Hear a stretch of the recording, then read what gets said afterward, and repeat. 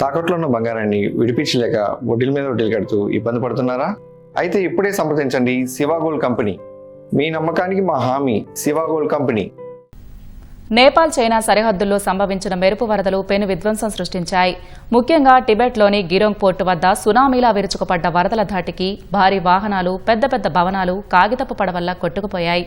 200 మంది విదేశీయులు సహా టిబెట్లో 558 మందికి పైగా గల్లంతయ్యారు. ఈ భయానక దృశ్యాలు సీసీటీవీ కెమెరాల్లో రికార్డయ్యాయి.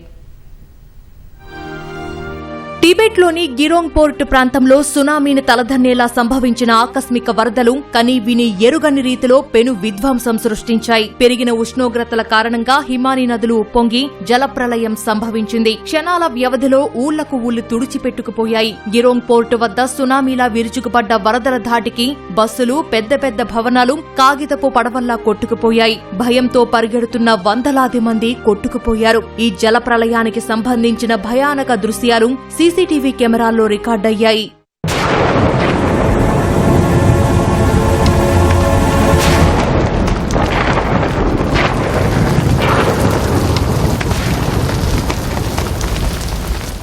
టిబెట్, నేపాల్ సరిహద్దులను పెను విపత్తు తుడిచిపెట్టేసింది. అకస్మాత్తుగా విరుచుకుపడ్డ వరదలు కొండచర్యల కింద చిక్కుకొని టిబెట్లో 588 మంది గల్లంతయ్యారు. ఆచూకీ తెలియని వారిలో 200 మందికి పైగా విదేశీయులు ఉన్నారు. బుధవారం ఉదయం గిరోంగ్ కౌంటీలో సంభవించిన ప్రకృతి ప్రకోపానికి ఇప్పటి వరకు 3 మృతి చెందారు. టిబెట్లో భారీ సంఖ్యలో ప్రజలు గల్లంతు కావడంతో చైనా ప్రభుత్వం అప్రమత్తమైంది. యుద్ధ ప్రాతిపదికన సహాయక చర్యలు చేపట్టాలని చైనా అధ్యక్షుడు జిన్పింగ్ అధికారులను ఆదేశించారు. భారత చైనా సరిహద్దుల్లో గస్తీ నిర్వహించే పీపుల్స్ లిబరేషన్ ఆర్మీకి చెందిన వెస్టర్న్ థియేటర్ కమాండ్ రంగంలోకి దిగింది. Y-20 భారీ రవాణా విమానం ద్వారా సైనిక బృందాలను విపత్తు ప్రాంతానికి తరలించారు. రోడ్ల పునరుద్ధరణ, శిథిలాల తొలగింపు, బాధితులను సురక్షిత ప్రాంతాలకు తరలించే పనులను ఆర్మీ, వైద్య బృందాలు సంయుక్తంగా నిర్వహిస్తున్నాయి.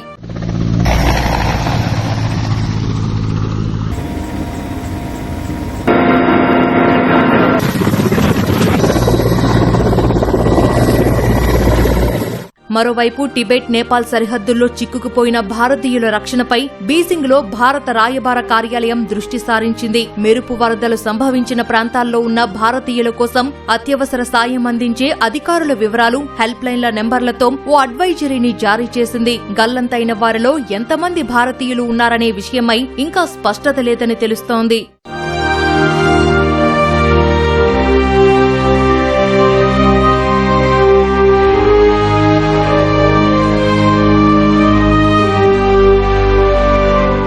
ప్రతికూల వాతావరణానికి తోడు ఎటు చూసినా బురద మేటలు వేసి ఉండటంతో సహాయక చర్యలకు తీవ్ర ఆటంకం కలుగుతోంది.